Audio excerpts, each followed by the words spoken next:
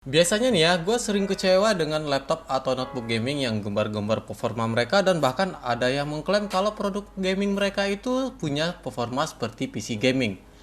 Tapi pas dites performanya nggak sebaik yang gue pikirin. Tapi dengan laptop yang satu ini, gue bisa puas sama performanya walaupun secara kasta ini bukanlah seri tertinggi dari brandnya. Asus TUF FX 506 dan ini ulasannya.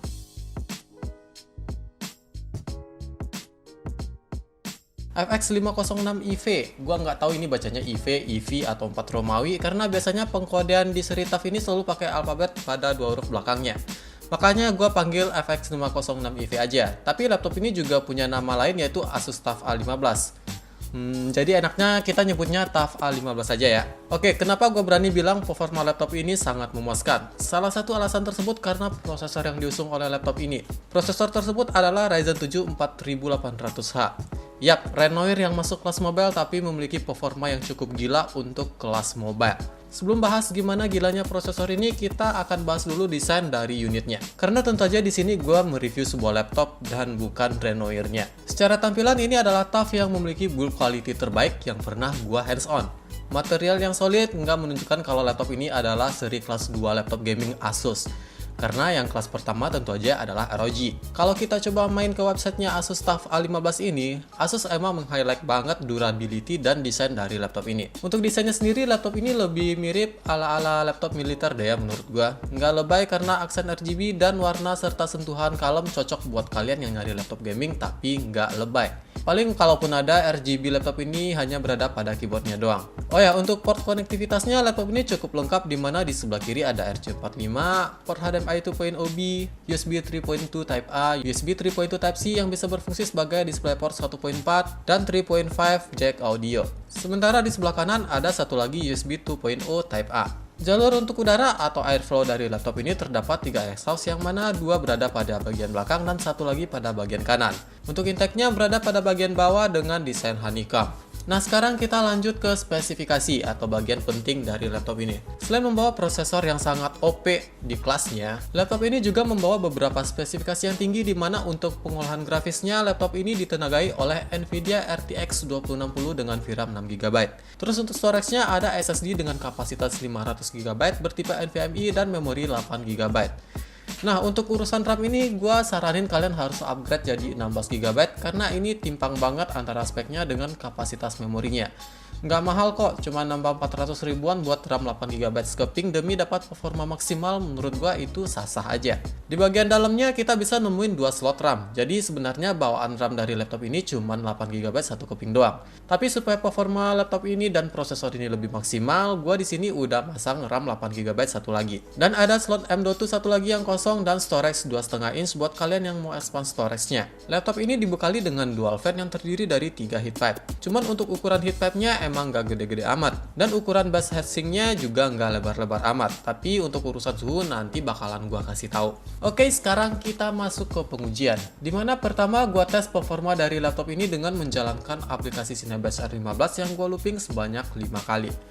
Hasilnya performa single core dari Ryzen 7 4800H ini sangat baik pada sektor single core maupun multicore-nya. Mendapatkan skor rata-rata di angka 1800-an untuk multicore-nya dan mendapatkan skor rata-rata di angka 190-an untuk single core-nya. Untuk single core-nya ini jika kita bandingkan dengan prosesor desktop maka hampir mirip dengan prosesor Ryzen 7 3700X. Dan untuk multicore-nya, skor yang didapat oleh Ryzen 7 4800H ini lebih baik jika dibandingkan dengan Ryzen 7 2700X dengan konfigurasi core yang sama. Ini bisa gua bilang sangat luar biasa performanya untuk sekelas prosesor notebook. Skor benchmark pada aplikasi lain juga menunjukkan angka di atas rata-rata laptop gaming pada umumnya.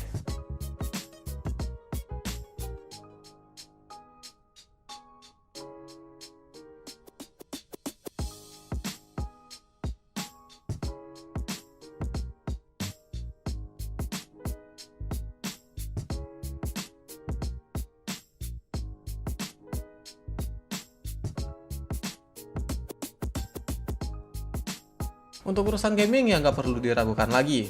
Mau game apapun, laptop ini siap libas rata kanan pada resolusi natifnya Full HD.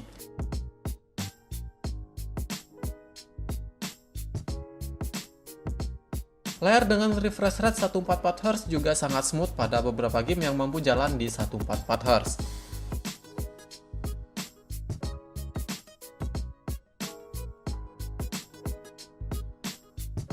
Image quality-nya juga terbilang baik, walaupun image profilnya lebih condong ke gaming ya, karena ini emang laptop gaming.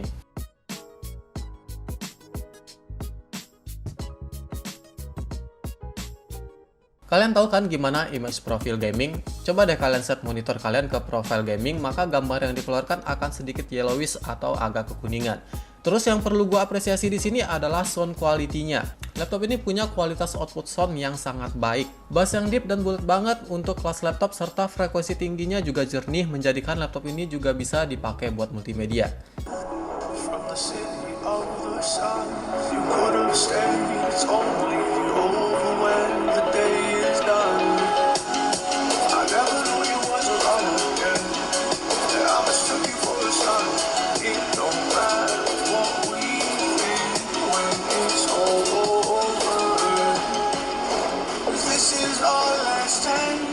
Terus untuk ketahanan baterainya sendiri terbilang standar lah, bisa dipakai seharian kalau cuma buat kerja doang kayak ngetik-ngetik dan browsing. Kalau buat streaming di resolusi Full HD, laptop ini bisa tahan lah 4-5 jam.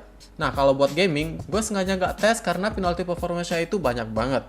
Performanya bisa turun sampai 50% kalau main game nggak sambil di charge. Udah, kalau kalian mau main game di luar tapi nggak ada colokan, main gamenya di handphone aja deh. Karena temperatur dari CPU-nya aman-aman aja ya, jadi gue highlight temperatur di GPU-nya aja. Dengan mode turbo, fan langsung kencang dan noise-nya lumayan loud. Tapi kalau kalian main pakai headset, nggak bakalan ganggu kok. Dan suhu dari GPU-nya juga terjaga under 45 derajat. Jadi untuk temperatur pada unit Asus TUF A15 ini overall nggak ada masalah. Tapi yang paling penting balik lagi ke ambien ruangan kalian masing-masing.